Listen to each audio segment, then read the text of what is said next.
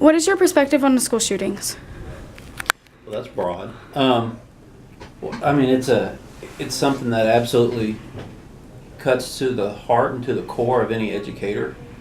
You know, I'm not only an educator and a principal who's in charge of the safety of this school, but I'm also a father of a student in this school. And so, you know, that is, there's nothing that hits more right in the heart of a teacher or an educator than when you think that someone has come in and taken the innocence away from young people. And the survivors are, even though they're surviving, they never will get over what they have experienced. And I just really have a hard time with that.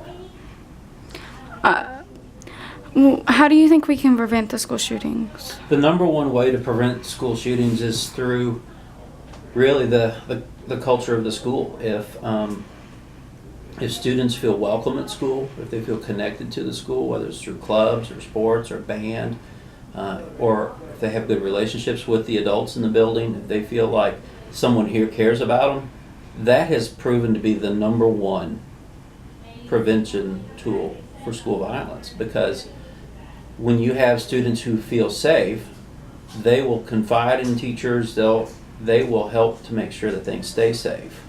You know, you can talk about metal detectors all you want, but when you look at a building with 33 doors, and we're not a huge building compared to some other schools, and with all the windows that we have, and you think about all the practices after school, or people who come in late, metal detectors are kind of like window dressing. They look and sound good at first, but how do you manage them all day long? You know, when you think about people coming in, people leaving, visitors, do we wand everyone who comes in? Are we starting to get into some Fourth Amendment issues about illegal search and seizure?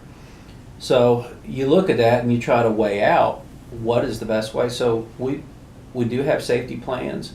We're required by state law to have them. We review them every year. We review them with our site-based council.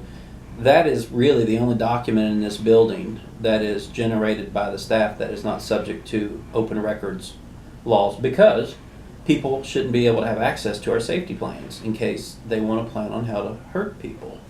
So we do that. We do our drills as required by the state, where we have to fill out a form every time we do one.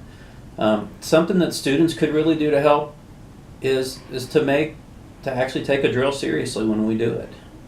You know, all you have to do is look back at the last tornado drill. That was ridiculous. I mean, we were having to yell at kids to even try it. And I know that's not everybody, but we can get people to get down and cover, to duck and cover, to practice.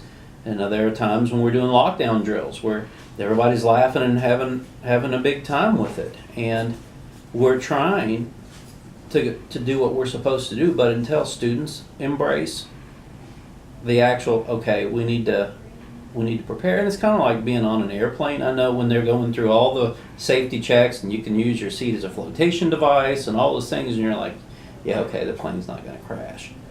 But the same thing is true. I mean, when you think about the tens of millions of kids who go to school every day, granted, it is a tragedy whenever there's a death of any student, but there are 50,000 kids every year who are killed in their own homes every year. And that doesn't get near the press that a school shooting does. And that's not to minimize, but to say that really schools are still very, very safe. Now, in our 24-hour news coverage, those kinds of things, social media, I don't think that's helped one bit in terms of the violence that some people feel like they need to go do.